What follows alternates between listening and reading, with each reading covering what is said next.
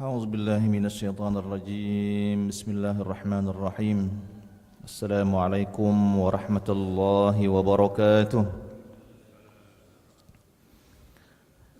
الحمد لله رب العالمين وبه نستعين على أمور الدنيا والدين والصلاة والسلام على أشرف الأنبياء والمرسلين سيدنا وحبيبنا وشفيعنا ومولانا محمد سيد المرسلين وعلى آله وصحبه أجمعين اللهم ربنا إنا نسألك علما نافعا ورزقا طيبا وعملا متقبلا برحمتك يا أرحم الراحمين معاشر المسلمين والmuslimat, hadirin wal hadirat, bapak-bapak dan ibu-ibu, jamaah salat subuh di Masjid Baitur Rahman yang mudah-mudahan semuanya dalam limpahan rahmat dan karunia Allah Subhanahu wa taala.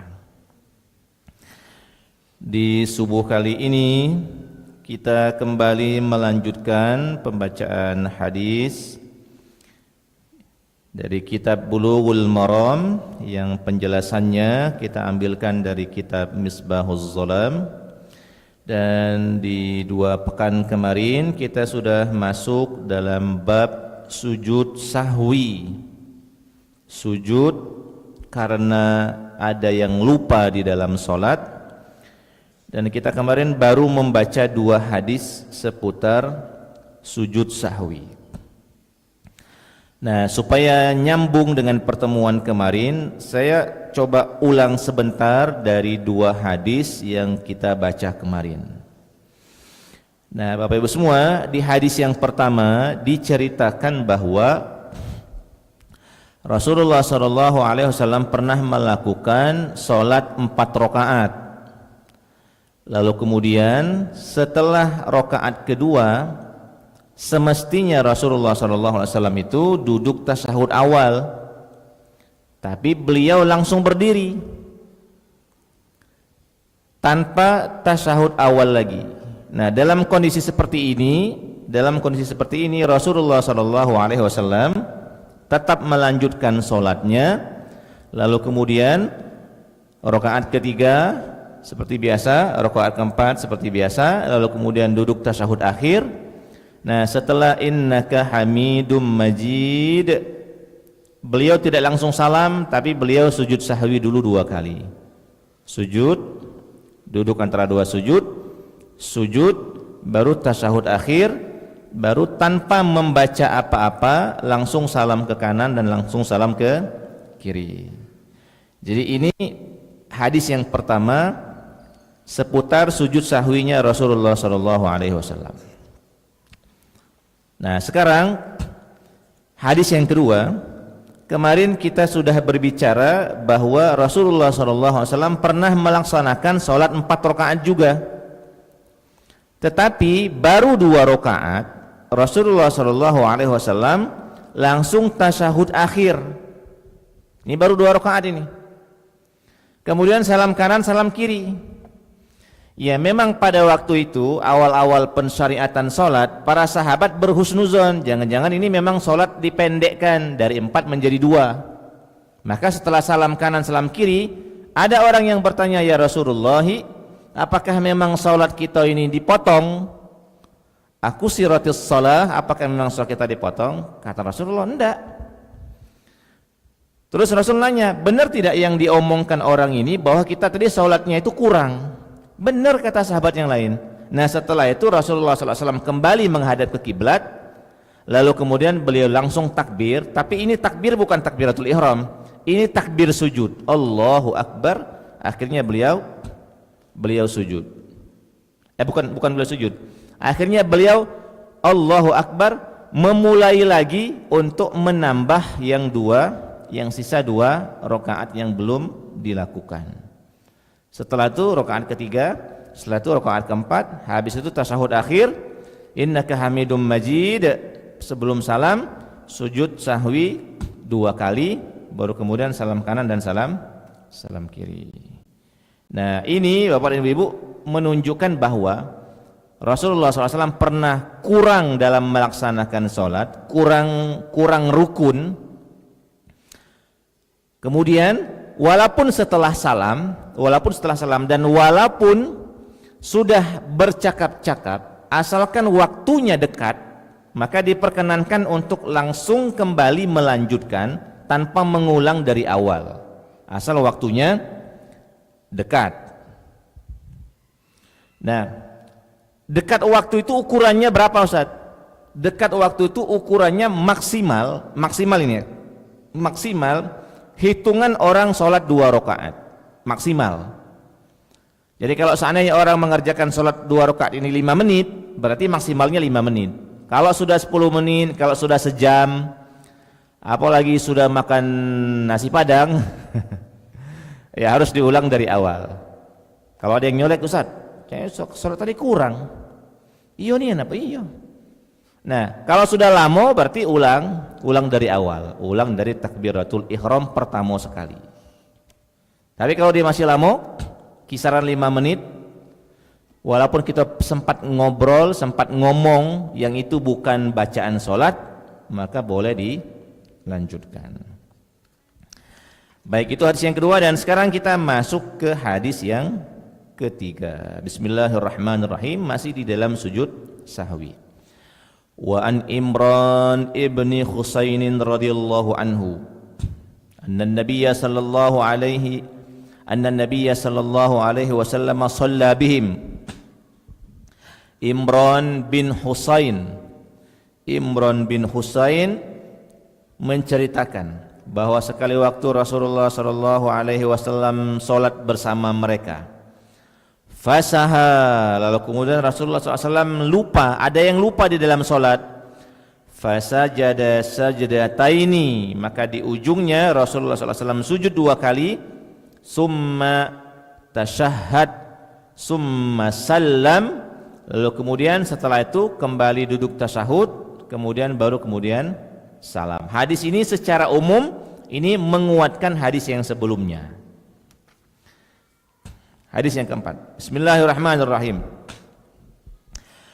Wa an Abi Sa'id Al-Khudri radhiyallahu anhu qala Rasulullah sallallahu alaihi wasallam, idza syakka ahadukum fi salatihi, jika seandainya salah seorang di antara kalian ragu dalam salatnya, falam yadri kam shalla, dia tidak ingat secara persis berapa rakaat dia salat. Asalasan am arba'an, apakah baru 3 rakaat atau sudah 4 rakaat? Maka kata Rasulullah SAW, falyatrahis syakka, maka hendaklah dia membuang keraguannya, wal yabni ala mastaiqan, dan dia berpegang teguh dengan yang dia yakini. Summa yasjud sajdataini qabla an yusallim, kemudian dia nanti di ujung setelah tasyahud akhir dia sujud dulu 2 kali sebelum salam. Nah, begitulah ajaran dari Rasulullah sallallahu alaihi wasallam. Nah, sekarang ini hadis yang keempat. Hadis yang keempat ini memberikan penjelasan kepada kita kalau ragu jumlah rakaat. Aku ini sudah 1 atau 2? Sudah 2 atau 3 ini? Ini 3 atau 4? Nah, tidak mungkin ini 4 atau 5, tidak mungkin kan? Jadi maksimalnya ini 3 atau 4. Maka kata Rasulullah SAW, buang yang ragu. Sekarang mana yang ragu? 4 atau 3? Mana yang ragu? Mesti yang ragu 4. Karena tidak mungkin ragu 3. Kalau ragu 3 berarti di 2 berarti. Jadi kalau seandainya 1 atau 2, mesti yang ragu itu 2. 2 atau 3, yang ragu itu 3. 3 atau 4, yang ragu itu pasti 4. Nah, karena yang ragu itu pasti 4, maka hitungannya kita mundurkan. 2 atau 3 pasti 2 yang yakinnya. 3 atau 4 pasti 3 yang yakinnya. Maka kita berkomitmen, berpegang teguh, saya baru 3 rakaat, sehingga saya nambah 1 lagi. 2 atau 3, saya baru 2, berarti nambah 2 lagi kalau dia salat zuhur. Nah, begitu penjelasan dari Rasulullah SAW. Lalu kemudian setelah tasyahud akhir innaka hamidum majid. Jangan salam dulu, sujud sahwi 2 kali. Kemudian setelah itu salam kanan dan salam kiri. Fihi masyru'iyatus sujud, kata Kiai Haji Muhammad Muhajirin Amsar, dari hadis ini adanya syariat sujud sahwi qablas salam, sebelum salam. Bisa babis syakki, baik karena sebab ragu, bisa babis syakki baina ziyada wan nuqsan, karena sebab ragu, ini nambah apa ini kurang, ini lebih atau ini kurang, ini 3 atau ini 4. Nah, kira-kira seperti itu. Dan biasanya ragu model seperti ini paling banyak terjadi kalau kita melaksanakan sholat sendirian. Biasanya ya, kalau sholat berjamaah jarang bayar ragu. Mungkin sesekali ada imam yang ragu, mungkin, tapi itu kasusnya tidak sebanyak kalau kasusnya sholat sendirian. Apalagi kalau sholat sendiriannya itu buru-buru dari melaksanakan aktivitas apa, langsung ngebut sholat ibaratnya ya, ndak ada jeda segala macam. Itu kadang-kadang nyambung pikiran kita sebelum sholat masuk ke dalam sholat. Makanya ada sebagian dari para ulama yang menjelaskan di antara adab-adab sholat itu adalah saat setelah berwudu menuju takbiratul ihram, tidak usah lagi ada aktivitas lain kecuali aktivitas menenangkan diri menuju sholat. Jadi begitu kita sudah wudu, ngobrol dikurangi, HP kalau bisa nggak usah dibuka, yang lain-lain tutup dulu, fokus dulu, sebentar lagi kita mau takbiratul ihram. Jadi ini masa prakondisional sebelum kita takbiratul ihram. Kalau setelah wudu masih ngobrol, kemudian masih megang HP, lalu kemudian masih main media sosial, nanti orang komat baru dimatiin, baru kemudian takbiratul ihram, maka itu biasanya tidak setenang kalau dia mengkondisikan seperti yang tadi kita sebutkan. Nah, ini hadis yang keempat. Hadis yang kelima, bismillahirrahmanirrahim.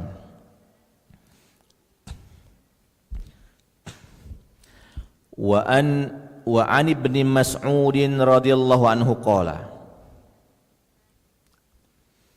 dari Ibnu Mas'ud radhiyallahu anhu qala. Saya stop dulu di sini. Ibnu Mas'ud ini, Ibnu itu anak, Mas'ud nama sahabat. Anak Mas'ud, siapa anak Mas'ud? Namanya Abdullah Ibnu Mas'ud. Nah, Bapak Ibu semua, di generasi sahabat ada 4 nama Abdullah yang populer, yang sangat konsen dalam dunia akademik, pengajian, kira-kira seperti itu ya, taklim, ngajar. Kalau sekarang misalnya ke sekolah, ke kampus, misalnya ya, kalau kondisi sekarang ada 4 nama Abdullah. Yang pertama adalah Abdullah ibn Mas'ud yang sekarang ini kita bahas. Yang kedua adalah Abdullah ibnu Abbas. Yang ketiga Abdullah ibnu Umar, anaknya Umar bin Khattab. Dan yang keempat adalah Abdullah ibn Amr ibn As. Perhatikan 4 Abdullah ini.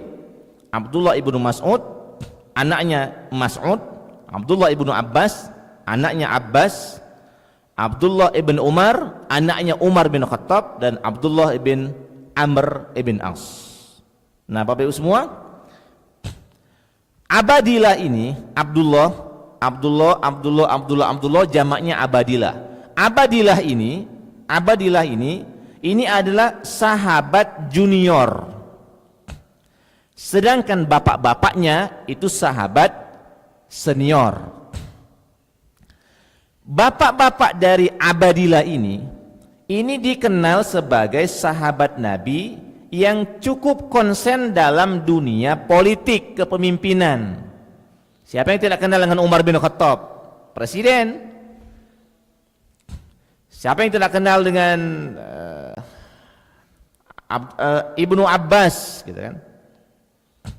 Ini lebih dikenal dalam dunia kepemimpinan, ya kira-kira kalau zaman sekarang dalam dunia politik lah. Sedangkan anak-anaknya Abadilah ini adalah sahabat Nabi yang tidak dikenal di dalam dunia politik, justru mereka dikenal dalam dunia akademik. Nah, maka dari sini Bapak dan Ibu-ibu semua, memang tidak semua orang konsen dalam bidang yang sama. Kalau memang punya kecenderungan di dalam politik, silakan konsen di dalam politik. Kalau tidak punya kecenderungan, nggak jadi masalah. Silakan konsen di mana yang kita senang dan itu menjadi bagian dari yang kita senangi, dan di situ wilayah kebaikan yang bisa kita dapat. Kalau yang mau konsen di dunia akademik, contoh sahabatnya banyak. Yang mau konsen di dalam dunia politik, contoh sahabatnya juga banyak. Yang pengen konsen di dalam dunia bisnis, contoh sahabatnya juga banyak. Nah, masing-masing sahabat ini menyempurnakan satu dengan yang lain. Jadi jangan sampai nanti ada ucapan mereka yang fokus di dunia akademik seakan-akan benci politik. Tidak juga. Mereka yang fokus dalam dunia politik seakan-akan benci dunia akademik, tidak juga. Jadi masing-masing di antara kita saling melengkapi. Karena kehidupan di muka bumi ini tidak akan pernah sempurna kecuali dengan kolaborasi. Nggak mungkin akan selesai dengan satu orang, dan nggak mungkin akan selesai dengan satu bidang pengetahuan saja. Itu mustahil. Baik, ini komentar saja tentang Abdullah ibnu Mas'ud yang kita baca riwayatnya di subuh kali ini. Qala shalla Rasulullah sallallahu alaihi wasallam. Rasulullah sallallahu alaihi wasallam pernah salat, kata Abdullah bin Mas'ud. Falamma sallama qila lahu. Saat beliau sudah salam, maka ada yang berkata kepada Rasulullah sallallahu alaihi wasallam, "Ya Rasulullah, ahadatha fis salati syai'un?" Ya Rasulullah, apakah terjadi sesuatu saat salat tadi? Qala wa ma zaka? Kata Rasulullah, apa itu? Qalu shallaita kadza kadza. Kata sahabat Nabi ini, wahai Rasulullah, engkau salatnya begini-begini. Maksudnya kurang, rakaatnya itu kurang. Fasana rijlaihi wastaqbalal qiblah. Sebentar, salatnya bukan kurang. Kata sahabat ini, shallaita kadza wa kadza. Wahai Rasulullah, engkau itu salatnya begini. Tidak seperti pakem yang biasa dilakukan oleh Rasulullah SAW. Bukan kurang rakaat ya, kurang rakaat hadisnya sudah. Tidak seperti pakem standar yang biasanya dipakai oleh Rasulullah SAW. Maka Rasulullah SAW segera menghadap ke kiblat, fasajada sajadataini, dan Rasulullah SAW langsung melakukan sujud 2 kali. Jadi beliau tidak menambah rakaat karena memang kesalahannya, kelupaannya bukan kurang rakaat, tapi ada lupa tapi tidak disebutkan di sini lupanya di sisi apa. Langsung menghadap ke kiblat, dan Rasul langsung dari berdiri langsung turun sujud sahwi 2 kali tanpa menggunakan takbiratul ihram. Kemudian setelah sujud sahwi, tasyahud akhir, tanpa baca-baca apa lagi, baru kemudian salam lagi ke kanan dan ke kiri. Summa qala, lalu kemudian Rasul mengatakan, innahu law hadasa fis salati syai'un anba'tukum bihi. Kata Rasulullah SAW, kalau seandainya terjadi sesuatu saat sholat, misalnya turun wahyu dan seterusnya, maka pasti aku akan mengabarkan kepada kalian. Maka yang terjadi pada hari ini bukan karena ada sesuatu, tapi murni karena kata Rasulullah SAW, lakin innama ana basyarun mislukum, saya ini manusia seperti kalian. Ansa kama tansawna, saya juga kadang lupa sebagaimana kalian lupa. Fa idza nasitu fadzakkiruni, jika saya lupa kata Rasulullah SAW, maka ingatkanlah saya. Wa idza syakka ahadukum fi salatihi, jika seandainya kalian ragu dalam salat kalian, falyataharras shawab, maka dia harus berusaha mencari mana yang benar, mana yang dia yakini kalau dia ragu. Falyutimma alaihi, kemudian dia lanjutkan, summa liyasjud sajdataini, ditutup dengan sujud sahwi. Nah, ini hadis yang kelima. Saya mengulangi lagi Bapak dan Ibu-ibu, kata Kiai Haji Muhammad Muhajirin Amsar, fihi dalilun ala jawazin nisyan alaihi sallallahu alaihi wasallam fi ahkamis syar'i. Rasulullah sallallahu alaihi wasallam boleh lupa dalam proses pensyariatan sebuah hukum.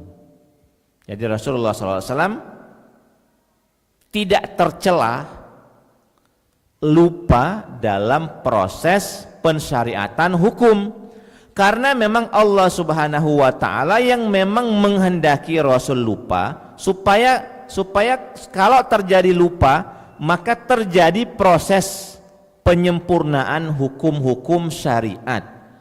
Jadi itu boleh. Sebagaimana Rasulullah SAW juga boleh lupa dalam urusan-urusan duniawi. Sebagaimana Rasulullah SAW boleh salah dalam urusan-urusan duniawi. Kan Rasulullah SAW pernah mencangkok kurma. Mungkin sebagian dari sahabat Nabi yang hidup pada waktu itu mengira bahwa Rasulullah SAW ini apapun yang dilakukan pasti benar galau tanpa terkecuali, termasuk dalam hal mencangkok kurma. Tapi ternyata hasilnya salah. Hasilnya justru hasil cangkokan Rasulullah SAW tidak sebanyak buah yang dilakukan oleh petani aslinya.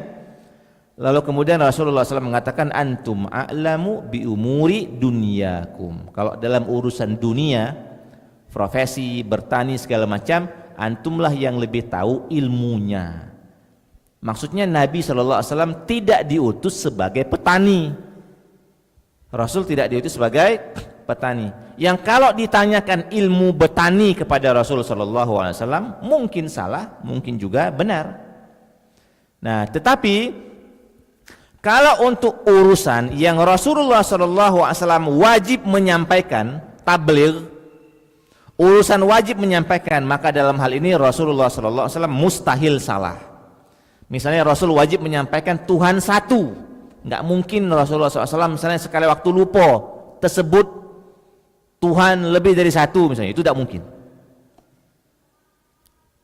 Nah, ini supaya kita lebih realistis memahami bahwa Rasulullah SAW adalah basyarun, manusia, tapi Rasulullah SAW la kal basyari, tidak seperti kebanyakan manusia. Sisi kemanusiaannya tetap ada, tapi tidak seperti manusia-manusia secara umum yang tidak dibimbing oleh wahyu, yang tidak dibimbing oleh wahyu.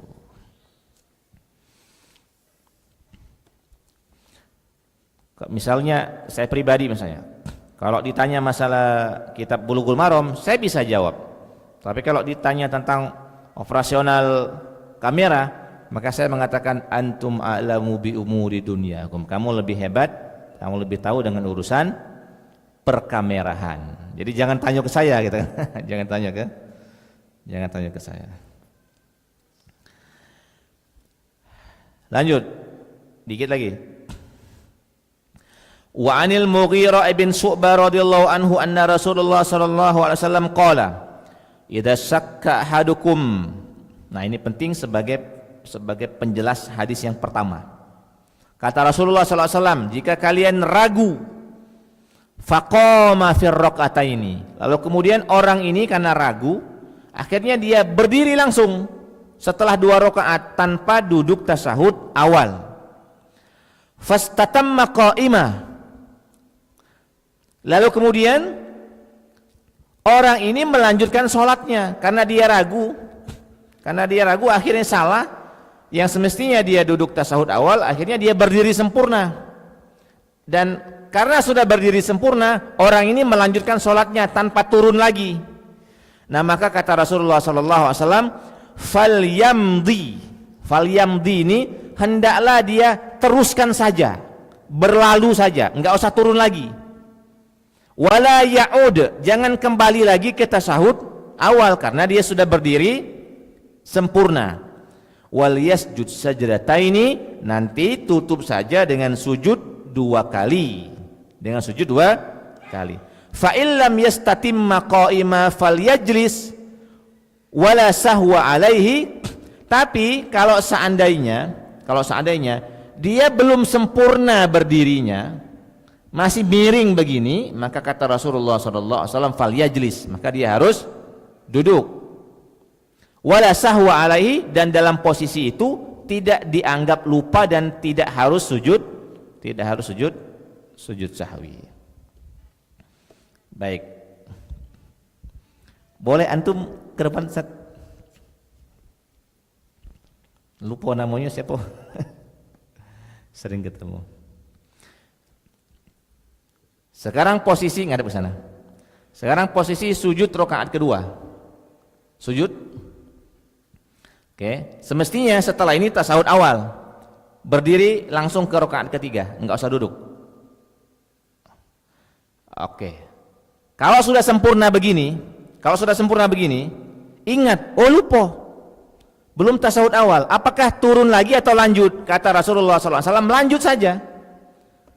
Lanjut saja. Baik posisinya sendirian ataupun posisinya berjamaah.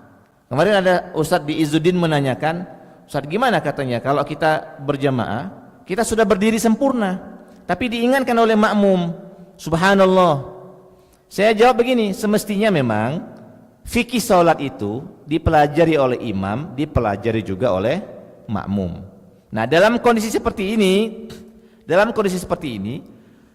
karena imamnya sudah sempurna, maka makmum dalam hal ini ikut saja imam tanpa tasyahud awal. Sampai di sini bisa dipahami ya? Sekarang ulang lagi sujud. Oke. Sekarang pelan-pelan baik. Berdiri ke rakaat ketiga, jangan langsung sempurna. Yuk, berdiri ke rakaat ketiga, jangan langsung sempurna. Oke. Batas ini, ingat salah atau ada makmum yang sudah nyingok duluan karena dia bangun duluan, akhirnya makmum ini ngomong subhanallah, maka dalam posisi ini wajib duduk kembali dan itu tidak dihitung sebagai lupa. Nanti di ujung tidak ditutup dengan sujud sahwi. Nah, yang paling banyak terjadi itu sebenarnya adalah berdiri lagi. Kalau seandainya sudah sempurna begini, yang paling banyak terjadi itu kadang-kadang makmumnya subhanallah tidak berhenti lagi, subhanallah, subhanallah, karena imamnya tidak turun-turun. Nah, ini terjadi miss pemahaman antara imam dan makmum. Jadi dalam kondisi sholat baik, kalau imam dan makmum tidak sepaham, tidak akor, ini tidak akor. Apalagi dalam kepemimpinan yang lebih luas. Syukran katsiran. Kadang-kadang kan misalnya begini, kadang-kadang kan kita tidak tahu apa yang akan dilakukan oleh Pak Prabowo misalnya ya saat ini ya.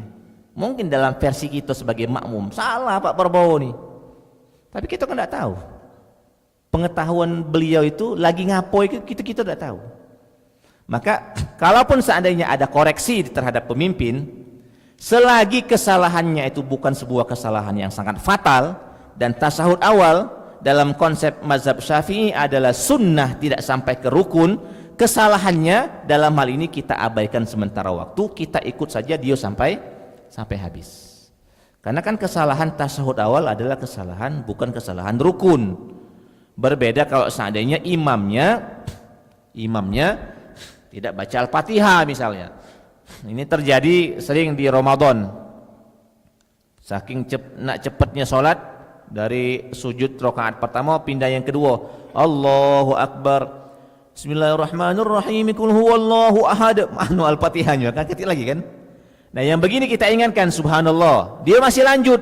Nah baru boleh dalam hal ini kita keluar dari jamaah sholat. Lajulah kau kira-kira, aku sholat dewean, tapi tidak usah ngomong, cukup diniatkan di dalam hati.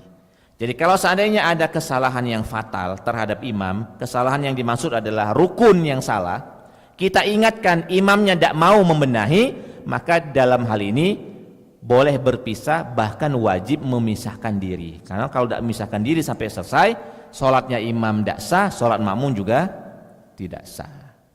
Nah itu mufarokoh namanya. Bagaimana cara mufarokoh, Ustaz? Cara mufarokoh, kita tetap dalam posisi jamaah, tetap dalam saf sholat, tapi niatkan saja saya keluar dari sholat berjamaah, kemudian lanjutkan sendiri, rukuk sendiri, sujud sendiri, kemudian tasawuf sendiri, salam kanan dan salam kiri. Jadi itu modelnya. Saya kira kita sudahi dulu, sudah jam 6, terkait dengan beberapa cerita hadis Rasul SAW seputar sujud sahwi. Jika memang ada yang pengen disempurnakan, ada yang pengen ditanyakan, kami persilahkan sebelum kita istirahat. Boleh? Tatan. Yang megang mic dulu ya Pak Kepala Ngelak ya. Habis ini baru antum, baru beliau. Assalamualaikum warahmatullahi wabarakatuh. Assalamualaikum warahmatullahi wabarakatuh. Pertanyaan pertama, Masalah. sujud sahwi ketika sholat jenazah. Bagaimana caranya, Ustaz? Soalnya ketika sholat jenazah itu kan tidak ada rukuk sujud. Ketika ada sujud nanti mungkin bingung para jamaah itu. Yang kedua, misalnya imam itu sudah misalnya maghrib misalnya Ustaz ya, sudah 3 rakaat berdiri lagi, nah, gitu. Dia berdiri ke rakaat keempat ya? Iya, yang keempat diingatkan subhanallah masih bertegak itulah, subhanallah masih bertegak itulah. Kitonya cak mana Ustaz? Apa ikut dia atau tetap duduk tahiyat akhir? Oke.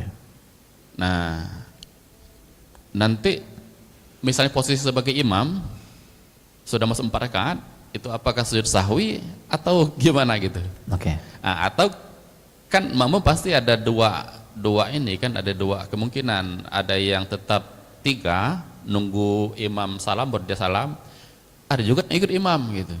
Ketika dia ikut imam, apakah sujud sahwi atau gimana? Oke. Demikian Ustaz. Oke. Assalamualaikum warahmatullahi wabarakatuh. Assalamualaikum warahmatullahi wabarakatuh. Sembari saya jawab, boleh mic-nya pindah ke sini dulu. Baik. Yang pertama, terus terang ini pertanyaan baru dan ini pertanyaan perdana yang kami dengar. Bagaimana kalau terjadi kesalahan di dalam sholat jenazah lalu kemudian sujud sahwi? Dalam hal ini saya belum ada komentar gini ya.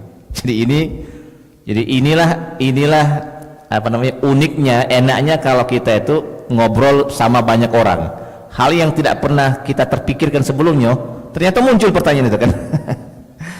Ya syukuran, ini nanti bakal jadi bahan saya untuk mencari tambahannya. Apakah memang memungkinkan kalau terjadi kesalahan di sholat jenazah ada sujud sahwinya? Kalaupun ada cak mano kan. Wallahu alam, saya belum berani berspekulasi dulu ya. Sekarang saya jawab yang kedua dulu. Nah, kalau sekarang imam lebih rakaat, maka jawabannya satu, memang wajib diingatkan dengan cara subhanallah. Wajib diingatkan ya. Belum mau turun, bolehlah subhanallah lagi 2 kali. Belum mau turun, bolehlah subhanallah 3 kali. Nah, sekarang kalau seandainya imamnya belum mau turun, bagaimana sikap makmum? Sikap makmum boleh 2. Sikap makmum boleh 2. 1, mufarokoh. Kita tasahud akhir, beliau masih berdiri, tinggalkan beliau sebagai imam, kita menyelesaikan sendiri. Jadi dari tasahud akhir sampai salam berarti kita sholatnya sendirian, salam kanan dan salam kiri. Ini pilihan pertama dan ini pilihan paling simple. Pilihan yang kedua, makmum tetap tasahud akhir menunggu imam. Kita tasahud akhir tidak usah melok berdiri, menunggu imam. Saat imam sudah duduk tasahud akhir, kita tunggu sampai dia salam.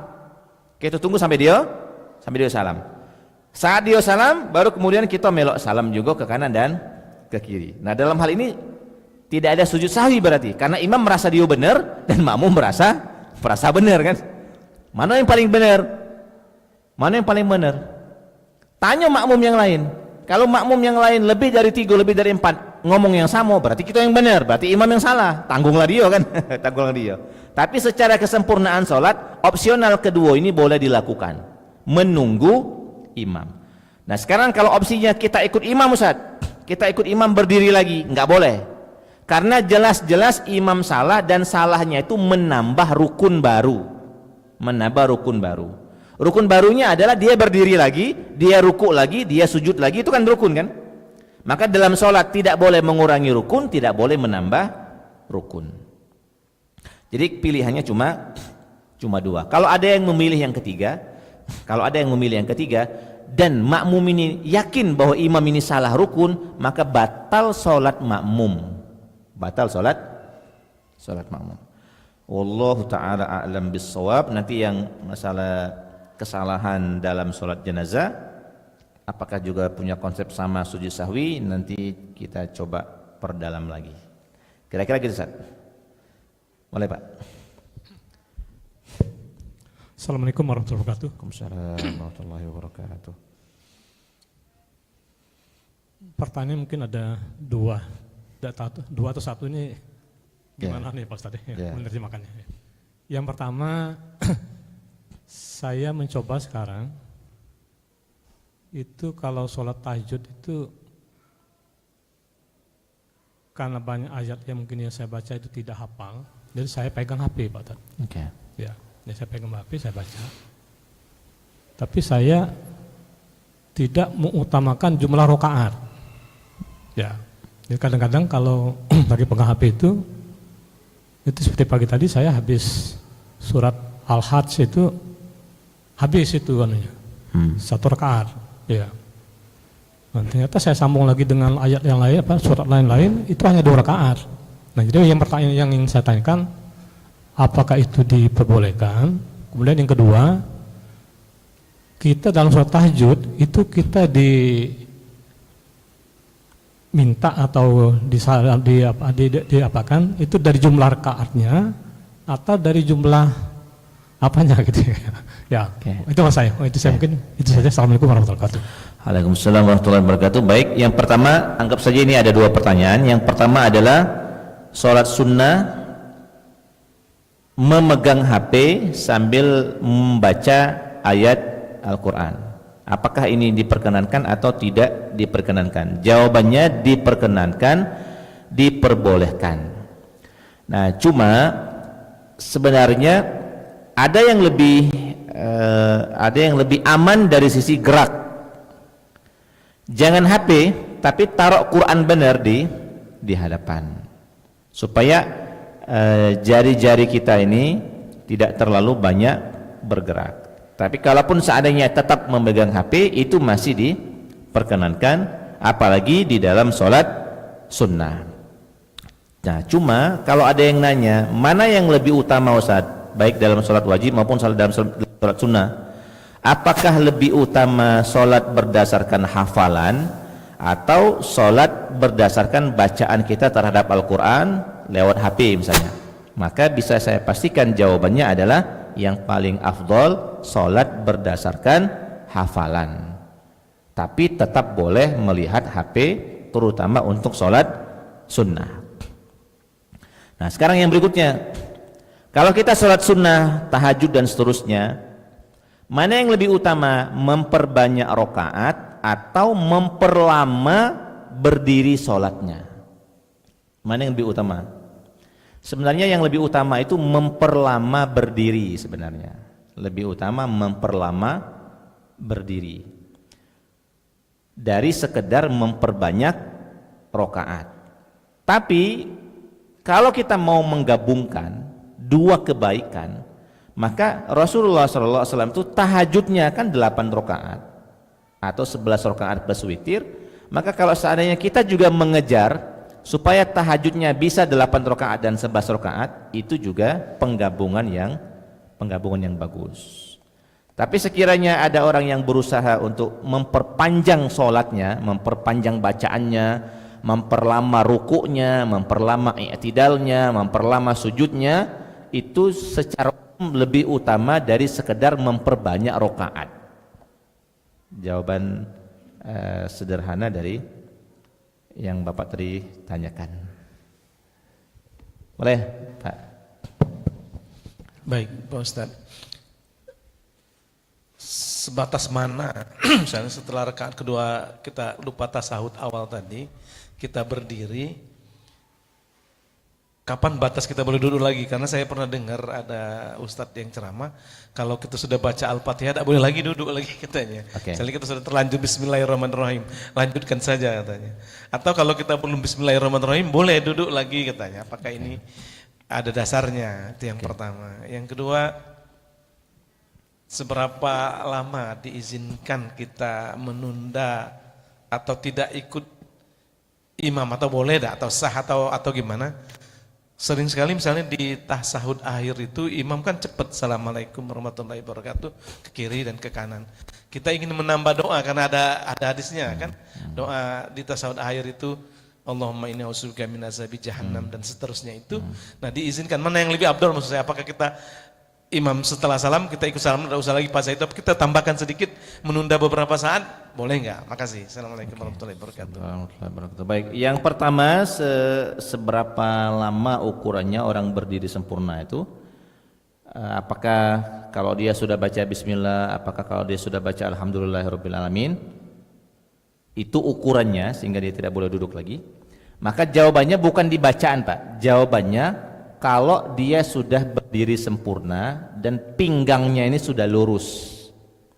Karena rukun sholat itu kan, diantara rukun sholat itu adalah berdiri dengan sempurna. Kalau selagi dia membungkuk begini, rukuk bukan, berdiri bukan, masih membungkuk seperti ini, maka ini kategorinya wajib turun kalau diingatkan. Kalau diingatkan atau kalau dia ingat, oh iya ya, tasawuf awal belum dia sempurna, wajib duduk. Tapi kalau dia sudah pindah ke rukun berdiri yang baru, itu berarti sunnah tasahud awal terlewat, rukun berdiri sudah sempurna. Maka kalau rukun berdiri sudah sempurna, jangan balik lagi ke sunnah, karena kita sudah masuk ke dalam perkara wajib yang baru. Jangan lagi kembali ke sunnah. Bukan ke Al-Fatihahnya, bukan, tapi ke posisi tubuh. Saat kita sudah dikategorikan sebagai berdiri sempurna, itu sudah cukup menjadi dalil, lanjut saja sholatnya, berarti kita terlewatkan permasalahan sunnah.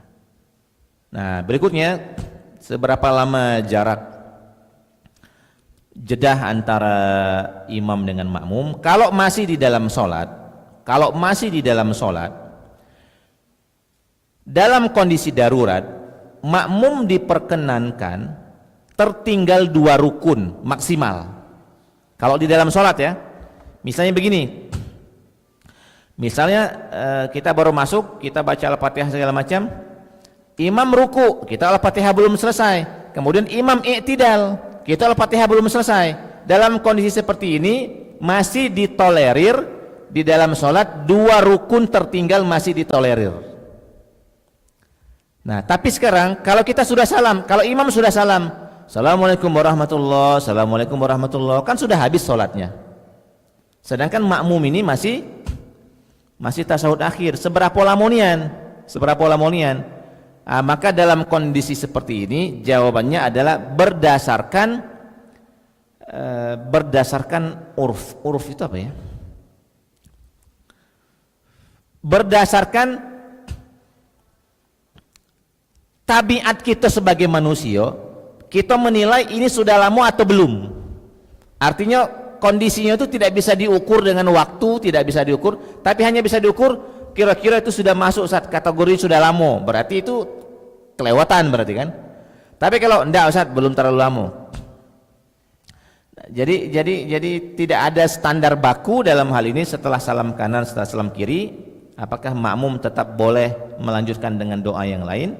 Ya, selagi jaraknya masih belum terlalu lama, menurut kesepakatan kita semua di masjid ini misalnya, enggak, itu masih belum terlalu lama, itu masih diperkenankan. Tapi kalau imam sudah masuk zikir, imam sudah subhanallah, dia masih tasahud misalnya kan, itu sudah terlalu lama. Jadi tidak ada standar baku setelah salam. Tapi kalau imam sebelum salam maksimal tertinggal 2 rukun itu masih ditolerir. Kira-kira itu Pak sih. Terakhir, kalau tidak diinjuk kakek kena marah. karena beliau pindah tempatnya, nak bertanya kan. Emang biasanya sayap kanan sini biasanya pindah ke situ. Terima kasih. Ketua kelas. Assalamualaikum warahmatullahi wabarakatuh. Assalamualaikum warahmatullahi wabarakatuh. Ustadz, ini mengenai surat sujud sahwi ini. Yang pertama, apakah sujud sahwi itu wajib Siap. dilakukan apabila terjadi kesalahan? Siap. Yang kedua, apakah makmum itu tidak melakukan sujud sahwi tapi imam melakukan, atau sebagian daripada makmum tadi juga melakukan, apakah yang tidak tadi itu sah juga kalau itu wajib? Oke. Dan yang ketiga, ini banyak Ya, borongan.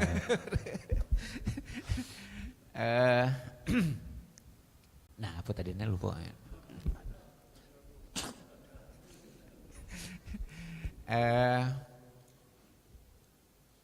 Sudah aja.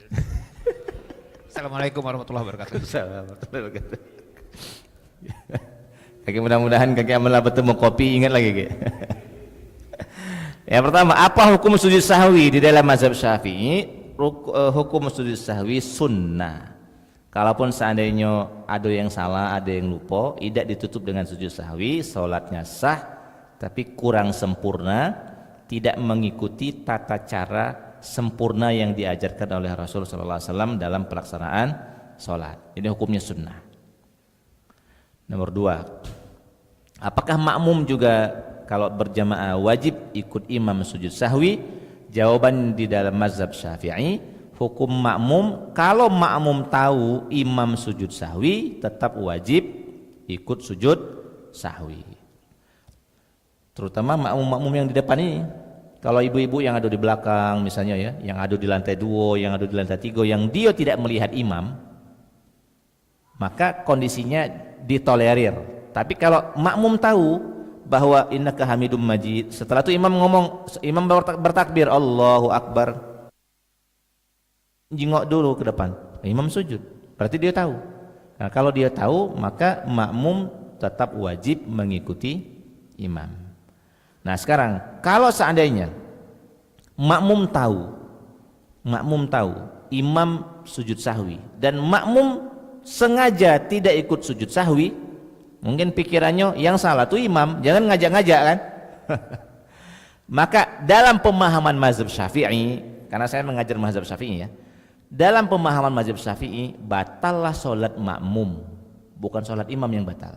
Yang batal justru salat makmum. Wallahu ta'ala a'lam bis-shawab. Subhanakallahumma rabbana wa bihamdika asyhadu an la ilaha illa anta wa astaghfiruka wa atubu ilaik. Allahumma anfa'na bima 'allamtana wa 'allimna ma yanfa'una warzuqna ilman yanfa'una birahmatika ya arhamar rahimin. Wa sallallahu alaihi Muhammad wa ala alihi washabbihi ajma'in. Walhamdulillahirabbil alamin. Assalamualaikum warahmatullahi wabarakatuh.